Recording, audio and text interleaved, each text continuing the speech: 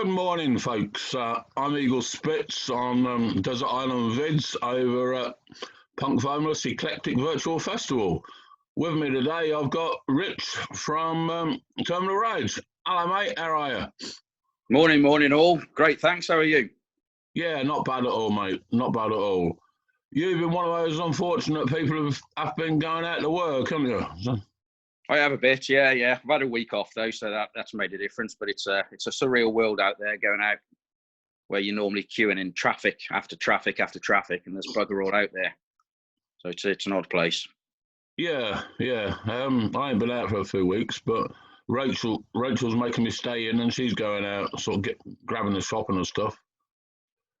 So, tell us a little bit about Terminal Rage, mate. Well, we've been going for about 5 years. We play mostly political, angry stuff because that's all I can do. I'm not the most talented of people, so I just make it as angry and as loud as possible, and hopefully that distracts people from my lack of talent. Just love playing gigs. We play about 30 gigs a year, mostly around the UK. We had a couple of gigs in Ireland, and that's us, really. Cool. So how long have you been going? About 5 years. There's the three of us in the band. So there's myself, play lead guitar and sing. And we got Raf on the bass, sings the odd song. And then Bob on the drums, who also sings a song or two. So we try and kind of mix it up a little bit. Yeah, and it works as well. So it's nice to have three different voices coming through at times. Yeah, it's probably, we're so different in style that when we all sing together in a chorus, it's a proper punk rabble, I have to say. But you know, we love it. We just love it. We get on so well together as well, which is half the journey, I think, really.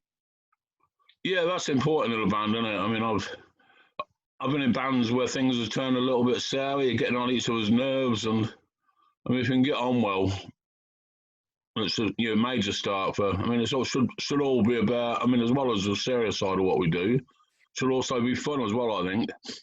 Yeah, it should do. Yeah, and you spend a lot of time together. Most of the gigs, because we live in Herefordshire, there's not much around here gig-wise. So anywhere we go, it's a bit of a journey. And it's the three of us in a car, and we're doing three hours there, 3 hours back. You kind of need to get on.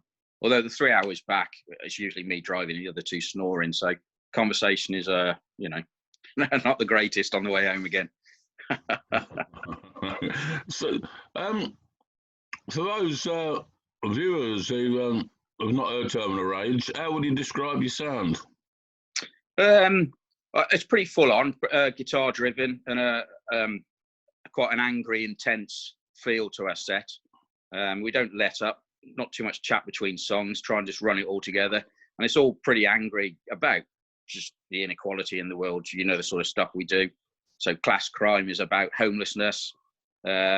We've got Feel the Hate, which is about the Grenfell Tower tragedy and the awful feeling those people must have felt trapped in that building. We got a couple of lighter ones. We Are Punk is just taking the piss out of ourselves, so that's fine. But mostly it's quite intense. Me just getting my anger out into the world somehow. It's a cathartic experience for me to get it out there. Good. I mean, I think we have to be angry with the world, don't we? We do, yeah. And you have to use the word cathartic in an interview, which is, I've done it now. Cathartic's always good, yeah. I always use that as an excuse for loving Gigi Allen. Yeah, he took it to the extreme, didn't he? Yeah. Would you like to introduce your first tune, mate? Yeah. Your first song? First song is by a band most people all know, Subhumans. Song called Apathy. So I first experienced Subhumans way back, early 80s. I had a copy of the sounds, and you think back then, punk had just about finished, and there was a lot of post-punk and the new wave, and it was all image-driven, all very pretty. And then I saw this photograph of a bloke wearing specs, sweating buckets, screaming into a microphone, and thought, oh, that sounds a little bit more me. So just I think the first song I heard was Mickey Mouse is Dead, and I've just loved them ever since. And we've managed to play a couple of gigs with them, and they are just great people, which helps. You kind of want them to be what their music is, and they definitely are. So good. By Subhumans. Brilliant, and that'll be in our links, guys. So links when this video is posted up, which should be about a week's time, I'm guessing. But you don't need to know that, viewers, do you? Please forgive me, I'm a bit fucking sleepy. So, do all members of a band share your same politic? Pretty much, yeah. Bob and I are probably the most political. Raf is much more laid back, but you know, he still believes in it all the same as we do. He's probably just a little bit more reticent with his views. Bob and I are pretty similar, I think, in you know, our view of the world. Hate the right. You know, socialism is the way. We just want people to be treated with respect wherever they are, and give people a chance. And you know, if you can help people, then help people. Why wouldn't you? Exactly. No, I totally agree. So, not one to sound too pious, you know, but it's an easy thing to do, really, isn't it? I guess. Exactly. Yeah, it's about sort of community and looking after one another, isn't it? Yeah, it is. In the world as ours to share, I think. Yeah. So you hate the riot and socialism away. What do you think about this Tory government at the moment adopting some socialist policies? It's ironic, isn't it, that all those policies that were put forward in the last election by the Labour Party is going to bankrupt us. It's not the right way to do. This is not what we're about. This is not how the UK should be run. And boom, we're having to do it.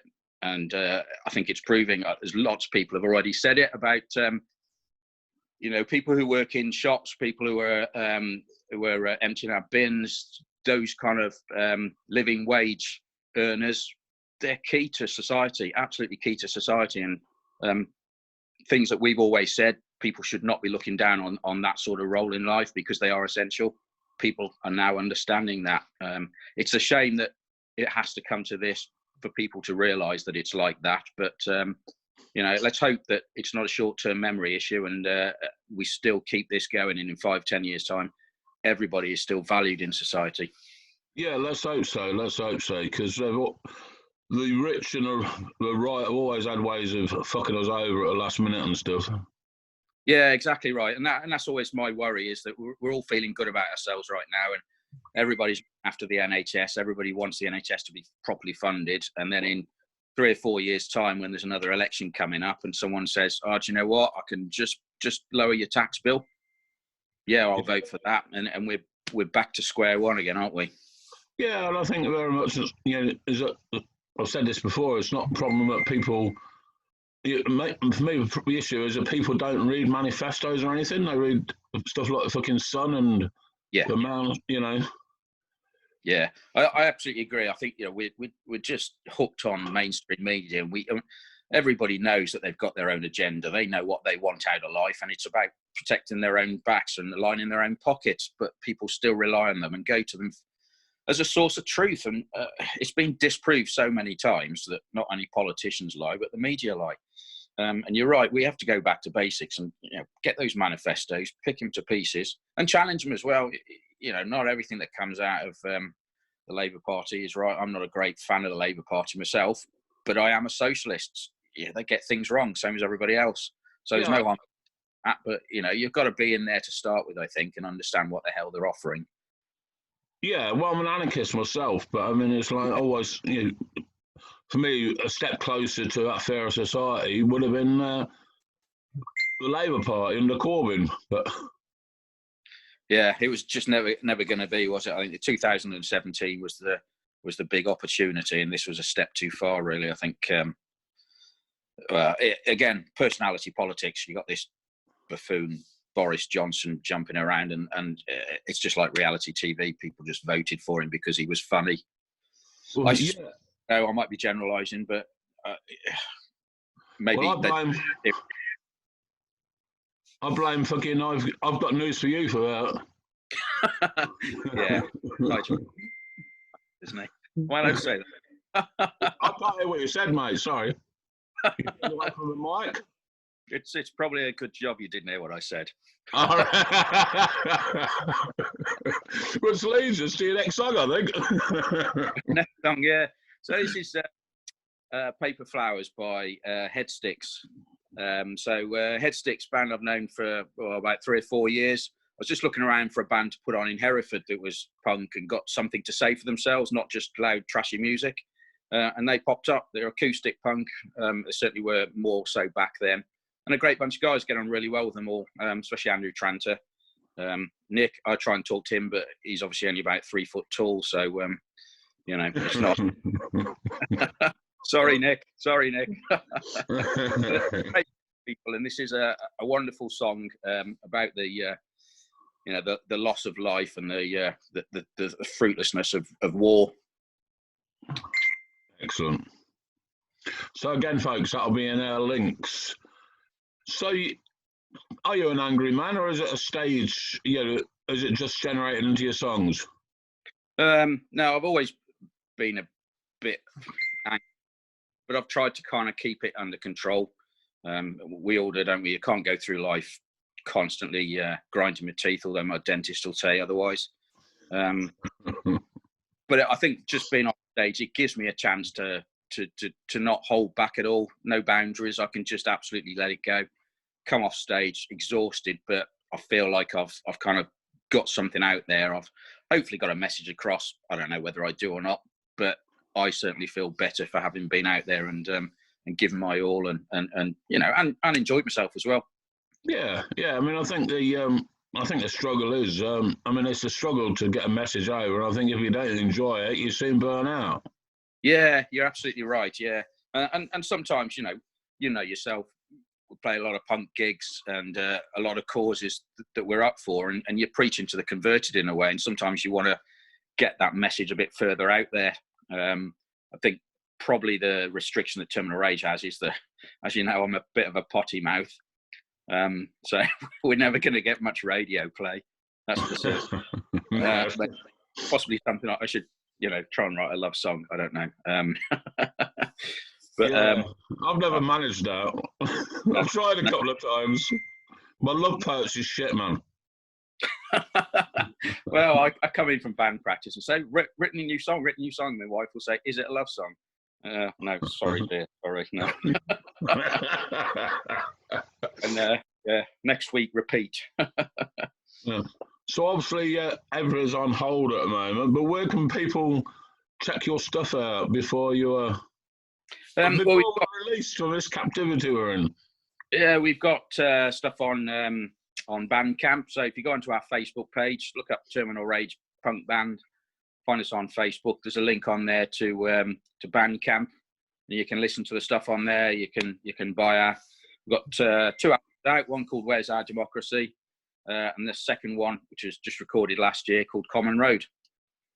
So out there, just check them out. And I love just chatting to people about music in general. So I always love to talk to people about what they think of our music, good or otherwise. Happy to hear all sorts of views on it. So check it out, please, if you can. Brilliant. Well, obviously I'm a fan, otherwise I wouldn't be fucking interviewing you. But you've got some great songs out there, and I've actually sort of people come to our gigs who have been, fucking hell, this is great, and it wouldn't normally be their cup of tea. Well, I think that's really good when a band can have that sway on people. Yeah, it is nice, and we're kind of at that in-between stage where there's still lots of people who've never heard of us, and it's nice to get that feedback. So when we did the gig in Sheffield with you in January, there was a lot of people who'd not seen us before, but there's also a mix of people there who knew us. So to hear people singing our songs back to us, we are just three average blokes playing in a punk band in our later years, playing shit songs that we've written. So you don't expect people to sing them back. So it is a nice feeling. I have to say, a little bit of an ego trip maybe, but it's a nice feeling. But then also just to talk to people afterwards who've not heard your stuff, and they have similar views and they want to talk to you about what you're talking about, and it's interesting to see what they've got to say as well. Right, I'm going to sound very unprofessional now. Shall we have your third song, and we'll say goodbyes beforehand? So thanks for being on, buddy. No worries at all. Thanks, and thanks for everything you do. And hope everybody out there is staying as safe as you possibly can.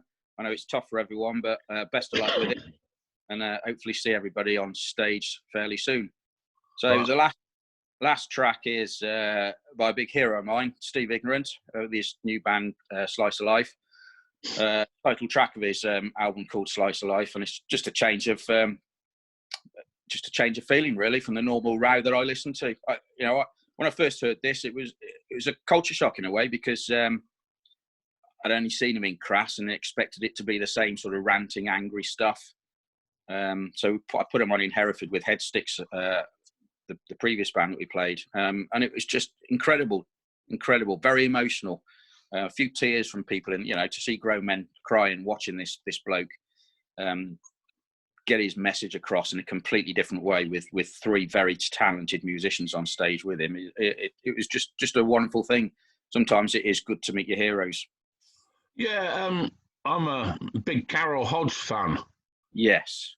Brilliant keyboard player, singer. I love her own stuff, and she's going to be we've got this in a couple of weeks' time. We're having this Girls Are Loud virtual festival for Girls Orphanage in Sierra Leone, and she's playing that. So people want to stay tuned. The Carol Hodge from Steve Ignorant's Slice of Life will be doing a solo set on that. No, I'd certainly recommend that, because you're absolutely right. She's an incredible talent. She really is. But they all are. They all are brilliant. Yeah. So there we go. He's my one kind of political hero, I guess, that kick-started all my my views and the stuff that comes out in our songs. Steve Ignorant. All right, thanks for being on, man. All right, lovely. Thanks for having me. Hope I'm not bored everybody stupid, but there we go. Have a go. Well, that's why I kept it short.